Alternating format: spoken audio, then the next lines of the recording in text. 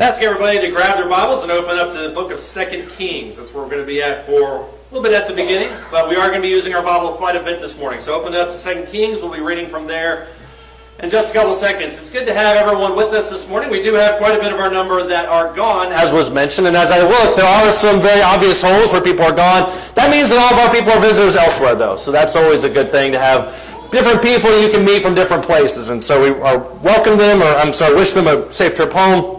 Obviously happy for them. I want to talk to you this morning about a subject that we don't really ever talk about. We don't ever really discuss the character of Gehazi. We don't ever really talk about him that much. And I think mostly that's because he kind of folds into a bigger story. If you are familiar with the story of Naaman, which I would imagine a lot of us probably here at least have some passing understanding of the story of Naaman, Gehazi kind of folds into the back end of the story. That's where we want to focus our attention this morning. Naaman, of course, is a story that's probably one of those hallmark stories that you see in the Old Testament that carries over very well in the New Testament. Naaman is an enemy commander. He is somebody who commands enormous respect amongst his location.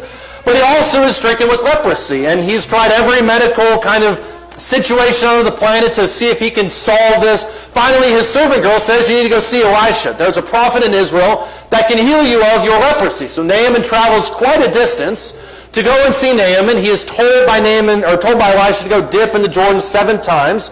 He initially kind of kicks back against that, and then he decides to take Elisha up on that. He goes and dips in the Jordan River 7 times. He's healed of his leprosy, and then moves on with his life. And that's mostly where our stories end, because that story by itself is a great description of faith moving through action. That it's not just enough for us to think about things, but also that we actually have to do them. You can't just believe that Elisha's right. You have to actually follow up on that. We always stop, though, right around verse 15, because that's when the story kind of switches gears a little bit. That's when the story of Gehazi comes into play, though. And so in 2 Kings chapter 5, starting in verse 15, this is still Naaman and Elisha at this point, but it says, when he returned, talking about Naaman, to the man of God with all his company, he came and stood before him. And he said, this is Naaman talking, behold, now I know that there is no God in all the earth but in Israel. So please take a present from your servant now. He wants to issue some kind of payment, whether that's a payment for services rendered, whether that's an offering to Elisha's God. I think you can look at it in either one of those ways.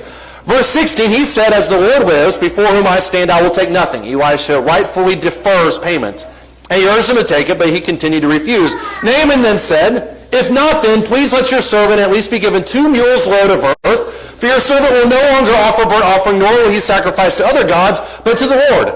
In this matter may the Lord pardon your servant. When my master goes into the house of Rimmon to worship there, he leans on my hand, and I bow myself in the house of Rimmon. When I bow myself in the house of Rimmon, the Lord pardon your servant in this matter. He said to him, then go in peace, so he departed from his presence. Naaman still has some shades of idolatry here that I'm sure will be worked out over time. But he does 2 things in those verses. Number 1, he asks Elisha, please take some kind of payment. Elisha refuses. Naaman then keeps asking. Elisha continues to refuse. Naaman says, if you're not going to at least take payment, what I really want then is 2 mule loads of earth, which describes a lot about the way people perceived idolatry in that time period. That idolatry is not some kind of God and God and God that just kind of exist everywhere, but very location-specific gods. And so the reason that Naaman asks for dirt, as he says, I want to carry some of your territory with me so that I can continue to worship your God wherever I'm at. And Elisha grants it to him. Naaman goes on about his way. That's where the story also should have ended. But in verse 20 it says, Gehazi, the servant of Elisha, the man of God, thought to himself, behold, my master has spared this Naaman the Aramean by not receiving from his hands what he brought. As the Lord lives, I will run after him and take something from him. So Gehazi pursued Naaman. When Naaman saw one run after him, he came down from the chariot to meet him and said, is all well? And he said, all is well. Gehazi then lies. He says, my master has sent me, saying, behold, just now 2 young men of the sons of the prophets have come to me from the hill country of Ephraim. That didn't happen. Please give them a talent of silver and 2 changes of clothing. Naaman says, be pleased to take 2 talents. And he urged him, and he bound 2 talents of silver and 2 bags with 2 changes of clothes and gave them to 2 of his servants, and they carried them before him. When he came to the hill, he then deposited from their hand and deposited them in the house. He sent the men away, and they departed. But he went in and stood before his master, and Elisha said to him, where have you been, Gehazi? And he said, your servant went nowhere, which is another outright lie. Then he said to him, did not my servant go with you when the man turned from his chariot to meet you? Is it now a time to receive money, to receive clothes, olive groves, vineyards, sheep, and oxen, male and female servants? Is it time for that? Therefore, verse 27, the leprosy of Naaman shall cling to you and to your descendants forever. So he went out from his presence a leper as white as snow. That's where the story actually ends. And it ends in a very unfortunate circumstance because Gehazi comes around the picture. He sees an opportunity to take advantage of the scenario. Naaman is extremely thankful for what Naaman has done for him. Gehazi also notices that a man of Naaman's status probably commands enormous wealth. Obviously, he's going to show up with an entourage. He has all the opportunity in the world to seize this. He then goes to Naaman. He lies about a situation, takes double the amount that he asked for. He hid it, then lies to Elisha. Because after all, who's ever going to know about it? If this opportunity is there, Elisha is a fool for not taking him up on it. That's Gehazi's thinking. And I want you to know something too real quick. Gehazi is not some fly-by-night character in Scripture. Gehazi appears earlier, I think, in 2 Kings chapter 3. He appears later in 2 Kings chapter 8. And in both of those situations, Gehazi positions himself as a faithful messenger of God, a faithful steward of Elisha. So my question is, when you look at those two incidents against this one is, what happened, Gehazi? What happened in that moment that you decided at that point in time that wasn't just enough for Naaman to have his health back, for God's will to be given, for something nice to be demonstrated? Why did you feel like you needed a little slice off the top? And lest we think that this is just an issue with Gehazi. This is an issue we see sometimes with people in today's world. If you've ever been awake at 2 in the morning, and you've flipped on the TV, you've inevitably seen some guy sitting in a gold throne on the religious channel that says that if you send him $100, he will send you $8,000 back inside of 2 months. And he'll also send you a little prayer rug that you can get on your knees and pray in front of. And the reason those infomercials happen overnight is because everybody that's awake during the day probably doesn't think that that's a good idea. It's only when it's 2 a.m., when you've got Taco Bell just dripping down your chin, you think to yourself, this guy might be onto something. I think I'm going to give this guy a shot. But there are all sorts of people out there that do exactly what Gehazi does. Where they, as Paul put it in Philippians chapter 1, they peddle religion in order to try and gain something for themselves. In 1 Timothy chapter 6, for instance, if you look over there, Paul expressly condemns this attitude. And he also says, in part, that this is exactly what's happening. This is a very real thing that people do all the time. 1 Timothy chapter 6, starting in verse 3. As he's finishing up his instructions, he also gives a warning about certain people. He says in 1 Timothy chapter 6, starting in verse 3, he says, if anyone advocates a different doctrine and does not agree with sound words, which are those of our Lord Jesus Christ, and with the doctrine conforming to godliness. In other words, these people don't say what we say. If they don't say what God says, if they kind of make up their own stuff, then in verse 4, he is conceited and he understands nothing. But he has a morbid interest in controversial questions, disputes about words, out of which arise envy, strife, abusive language, evil suspicions, and just constant friction between men of depraved mind and those who are deprived of the truth, who suppose, the end of verse 5, I love this phrase, that godliness is a means of gain. But godliness, verse 6, actually is a means of great gain when accompanied by contentment. For we have brought nothing into this world, and so we can take nothing out of it either. If we have food and covering, verse 8, with these we shall be content. But those who want to get rich fall into temptation and a snare, and many foolish and harmful desires which plunge men into ruin and destruction. For, verse 10, the love of money is the root of all sorts of evil. And some, by longing for it, like Gehazi did, have wandered away from the faith and have pierced themselves through with many griefs. This is not an isolated incident. If we think that Gehazi is some kind of spiritual outlier, that he's the only person in the world that thought to himself, hey, I can take something from religion too. I know that there's all these great people out there that are doing some great things, but they're just fools for not embracing the very nice, tangible side benefits of this life. And immediately alongside that, you can position somebody like Judas. Judas, who decided to sell his entire integrity and sell 3.5 years of association with Jesus on earth for 30 pieces of silver. This is a guy, after all, that he's probably going to die anyways. He's prophesied 3 times that he's going to be dead by the hands of the Gentiles, so why not make a little money off the side? 1 Timothy chapter 6 positions people the same way, but it isolates the motive for that. As he mentions in verse 5, that they suppose that godliness is a means of great gain. And then he doubles back on that in verse 10 by saying, those who desire to get rich fall into a snare. Because when things really get serious, and when you really start talking to people about the gospel, it's very easy to kind of position it towards carnal things. Well, you don't have to resist sin now because after all, God loves you. Yeah, I know I did you a great service by bringing the gospel to you, and after all, because you have eternal life, maybe you can hand me $40 on my way home. There's all sorts of temptations that arise in that. And for somebody who is given to this disposition, who sees godliness as a means of great gain, the opportunities can be plentiful. Now I want to make a little caveat here. I want to at least say something here. It is not wrong to get something from God. Quick show of hands. Who here doesn't care about heaven? Anybody? I would imagine if your hand went up, we were going to have a conversation after services. Everybody here, on some level, is in it for themselves. Now, let me clarify that.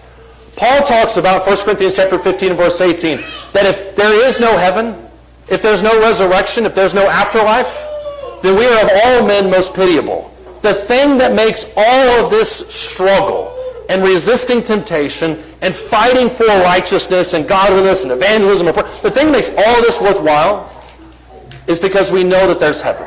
Now, there are other benefits, don't get me wrong, but it is absolutely not wrong to get something from God. Speaking on a personal motive, 1 Corinthians chapter 9, Paul clarifies this. He has to talk about this because the accusations are that Paul is nothing more than a modern-day Gehazi in their time period. That he's just somebody that is out there running around preaching the gospel because, after all, he couldn't hack it as a tent maker. And so now, in order to put food on the table, now he's preaching the word of God. 1 Corinthians chapter 9, Paul uses an Old Testament illustration to justify where he's at. He says in 1 Corinthians chapter 9, my defense to those who examine me, those who want to question my motivation, is this. Do we not have a right to eat or drink? Do we not have a right to take along a believing wife, even as the rest of the apostles and the brothers of the Lord and of Cephas? Or is it only Barnabas and I that don't have a right to refrain from working? Who at any time, think about this, who at any time serves as a soldier at his own expense?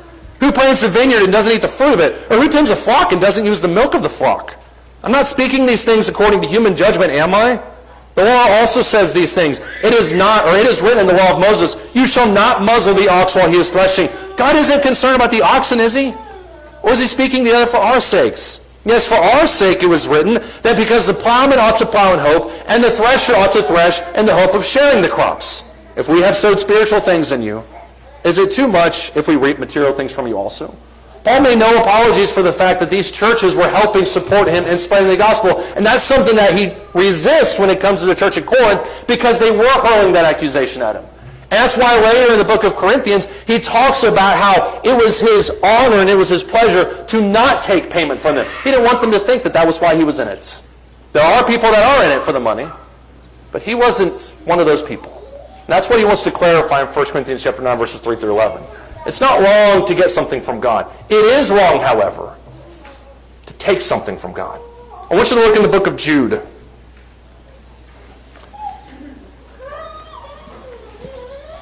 Jude really doesn't get that much attention, and that's primarily because it is hyper-isolated, hyper-focused on one concept.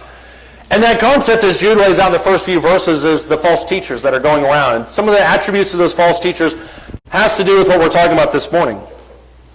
In Jude in verse 10, he says, these men, talking about false teachers, revile the things which they don't understand. The things which they know by instinct, like unreasoning animals, by those things they are destroyed. Woe to them. Now listen to these three characters specifically. For they have gone the way of Cain, they have rushed headlong into the error of Balaam, and they have perished in the rebellion of Korah. All three of those are less than shining lights in Scripture. Cain was upset about the fact that his sacrifice wasn't accepted. Balaam sold out his nation so that he could attain elite prophet status among the Moabites. And Korah decided that Moses was not any better than the rest of them. Korah led a rebellion against Moses because he wanted that power for himself. These men, verse 12, are like those guys. They are those who are hidden reefs in your love feast when they feast with you without fear, caring only for themselves. They're clouds without water, carried along by winds. They're autumn trees without fruit. They're doubly dead. They're uprooted. Wild waves of the sea, casting up their own shame like foam. Wandering stars for whom the black darkness has been reserved forever. There's also about these men that Enoch, in the seventh generation from Adam, prophesied, saying, behold, the Lord came with many thousands of his holy ones to execute judgment upon all. to convict all the ungodly of their ungodly deeds, which they have done in an ungodly way, and of all the harsh things which ungodly sinners have spoken against him. These are grumblers, finding fault and following after their own lusts. They speak arrogantly, flattering people for the sake of gaining an advantage. When we set out to become Christians only for what we can get out of it, and I mentioned heaven and all the other benefits that come with being a Christian, that's not what I'm talking about right now. But when we set out to become a Christian because we think that it gives us some kind of advantage over other people, or we think we can profit from it in some kind of carnal or materialistic way, that's the attitude that he's addressing there in the book of Jude. In Micah chapter 2, he addresses prophets who have the same attitude. Micah chapter 2, he addresses people that do this exact same thing and the response from people. And as Jude puts it, these are people that are hidden reefs in your love feast. They're just sores and they're just blisters and cancers inside your congregation. Because the only thing they're going to do is reap destruction. Because they're only in it for themselves. In Micah chapter 2, starting in verse 1, he says, "Woe to those who scheme iniquity, those who work out evil in their beds." They just think about how they can be bad, I guess, for lack of a better phrase. When morning comes, they do it, for it is in the power of their hands. They covet fields, and they seize them. And they houses, and they take them away. They rob a man in his house and a man in his inheritance. They think about ways that they can steal from people. And it's one thing for me to do that to you, for us to do it to each other. It's another when you're doing it under the guise of religion, like Gehazi did. Verse 6, jump down to that. Verse 6, "Do not speak out so that they speak out. But if they do not speak out concerning these things, reproaches will not be turned back." In other words, somebody's got to call it what it is. Verse 7, "Is it being said, O house of Jacob, is the Spirit of the Lord impatient? Are these his doings? Do not my words do good to the one walking uprightly? Recently my people have arisen as an enemy. You strip the robe off the garment from unsuspecting passers-by, from those who return from war. The women of my people you evict, each one from her pleasant house, from her children. You take my splendor forever. Arise and go, for this is no place of rest, because of the uncleanness that brings on destruction, which is a painful destruction." Listen to this in verse 11. "If a man walking after wind and falsehood had told lies and said, 'I will speak out to you concerning wine and liquor,' he would be a spokesman to this people." That is one of the worst commentaries on humanity. Because what he talks about here, not only in Jude and a little bit there in Micah, is that there are people who try to use religion as a means of taking advantage over other people, financially or not. But there are also people who understand this and who willingly accept it. That's the poignancy of verse 11. That if somebody came along and spoke of things that we want to do that are evil because God says they're evil, and if this guy came along and said, "That's okay, God doesn't mind if you do that," we know the truth, and yet we still accept that, we don't any worse than the false teachers. It's almost as if we have some kind of evil agreement with the false teacher, where as long as you have some kind of authority, tell me what to do, what I want to do, and I accept it, we put the Bible to the side. We have some kind of weird gentleman's agreement, where we'll all do evil, nobody will call each other out on it, and we'll all just live happily ever after. And that seems to be the position that Gehazi found himself in. Why is it that Gehazi, who had access to Elisha, one of the greatest prophets of the Old Testament, why is it that Judas, who had access to the Son of God for 3.5 years, why is it that we sometimes listen to the Bible and we put it to the side, this eternal reward, for the sake of something that's really kind of physical? Is it because, ladies and gentlemen, grace isn't enough? If you look in Romans the 11th chapter, there's a whole big discussion. We won't take the time to read all of it. If you look in Romans, the 11th chapter, there's a whole big discussion about the Jews and Gentiles and how that relationship is going to work. And there was posturing on both sides here, where you had the Gentiles that were looking at the Jews and they were saying, well, the Jews lost their opportunity. They murdered Jesus. After all, never mind the fact that Gentiles put them to death. That's what Jesus himself said. But the Gentiles say, well, the Jews lost Jesus. They murdered him. They lost their opportunities as God's people. The Jews look back at the Gentiles and they say, well, they're no good because they're heathen barbarians who worship idols all day. That's the disagreement that's happening there. In Romans chapter 11, starting in verse 1, it says, "I say then, God has not rejected his people, has he? May it never be. For I too am an Israelite. If that's the case, then I'm lost too. I'm a descendant of Abraham, of the tribe of Benjamin. God has not rejected his people whom he foreknew. Or do you not know about the scripture, or what the scripture says in the passage about Elijah, how he pleads with God against Israel? Lord, they have killed your prophets. They've torn down your altars. I alone am left, but they're seeking my life. What is the divine response to him? I have kept for myself 7,000 men who have not bowed the knee to Baal. In the same way, then, there also come to be at the present time a remnant according to God's gracious choice. But if it is by grace, it's no longer on the basis of works. Otherwise, grace is no longer grace. The reason that God talks about grace, and the reason that Paul talks about grace in this passage is, even though you think all of the Jews are evil, there are quite a few who stand with God. Despite the fact that it looks like all the Jews turned their back on him, that the whole lot of them lost their chance with God, God's grace extends even to the minority of people who are part of that group nationally, but didn't engage with any of that. And those are the people that the Gentiles need to be focusing on. When you look in verse 11 now, he talks about the Gentiles. He says, I say then, they didn't stumble so as to fall, did they? May never be. For by their transgression, salvation now has come to the Gentiles to make them jealous. Now if their transgression is riches for the world, and their failure is riches for the Gentiles, how much more will their fulfillment be? But I'm speaking to you who are Gentiles. Inasmuch then as I am an apostle of Gentiles, I magnify my ministry, if somehow I might move to jealousy my fellow countrymen and save some of them. For if their rejection is the reconciliation of the world, what will their acceptance be but life from the dead? If the first piece of dough is holy, the lump is also, and if the root is holy, the branches are too. Both sides in this discussion needed to see it for what it is. Number one, the Jews murdered Jesus alongside the Gentiles. The Jews lost their status as God's chosen people. A lot of the Jews were Pharisees and hypocrites. Jesus makes no bones about that. But there were a lot of people that weren't.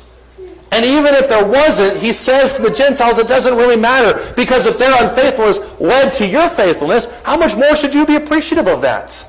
You see what he's getting at here? He talks in the first several verses about the nature of grace.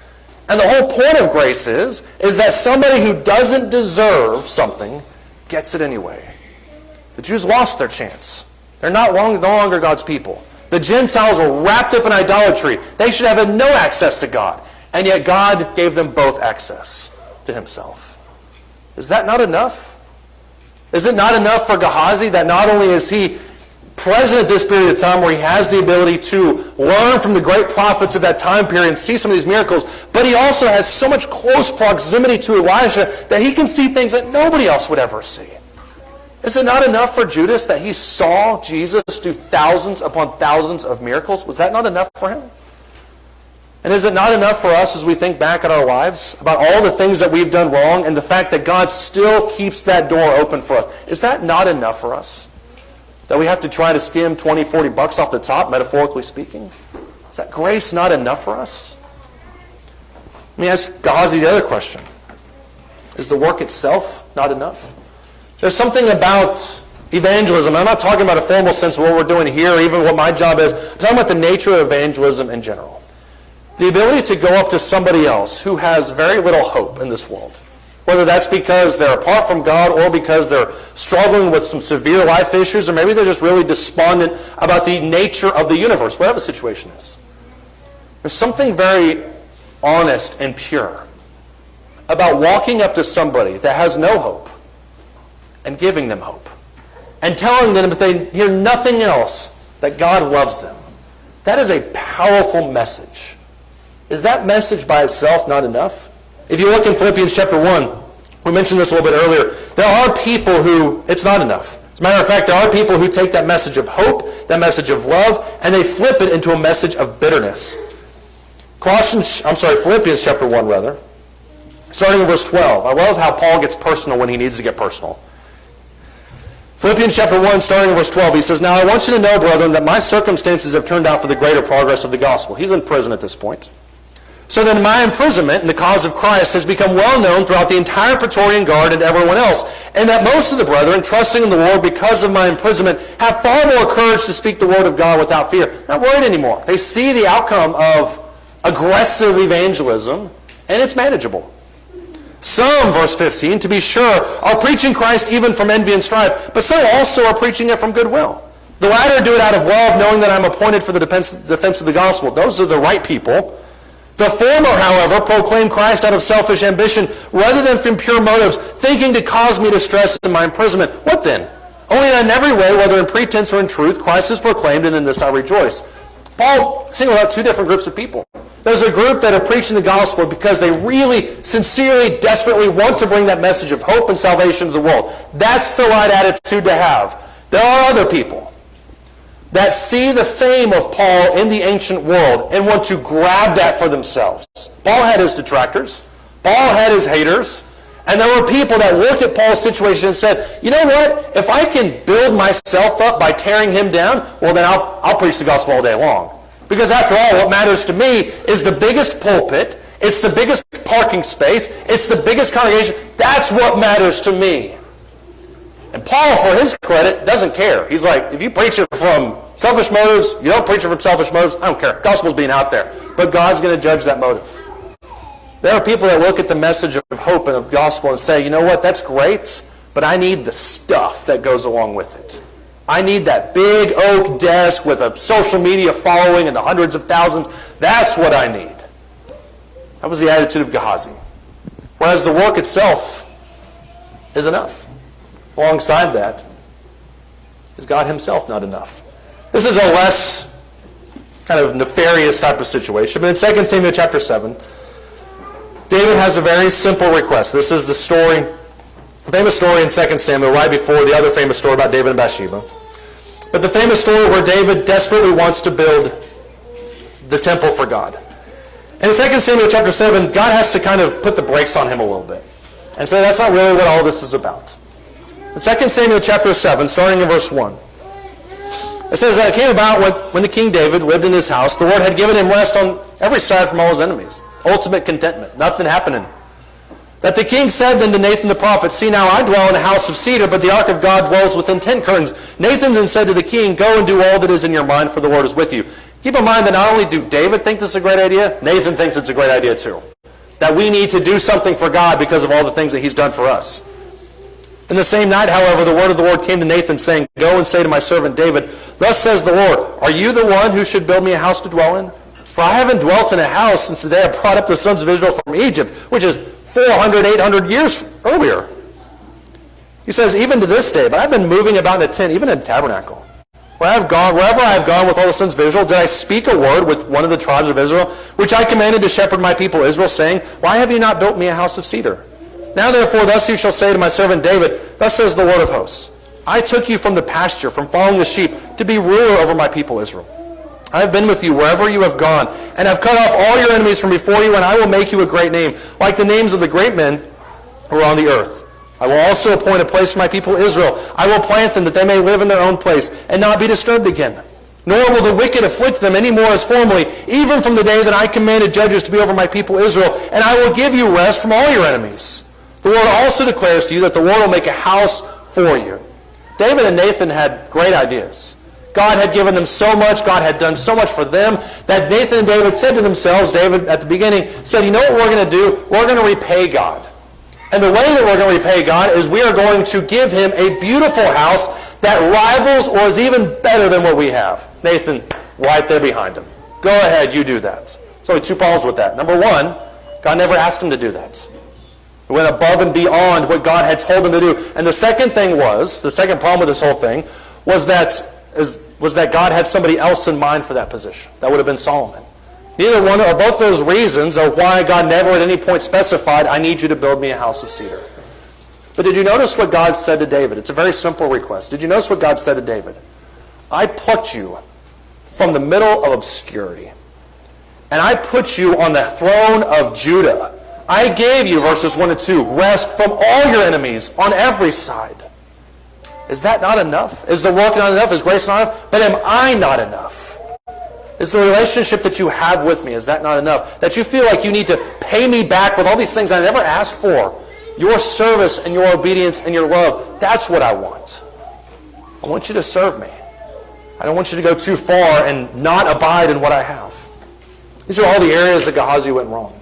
Gehazi thought to himself, well, there's all these opportunities to take advantage of God, to take advantage of the situation, and I'm going to really capitalize on them.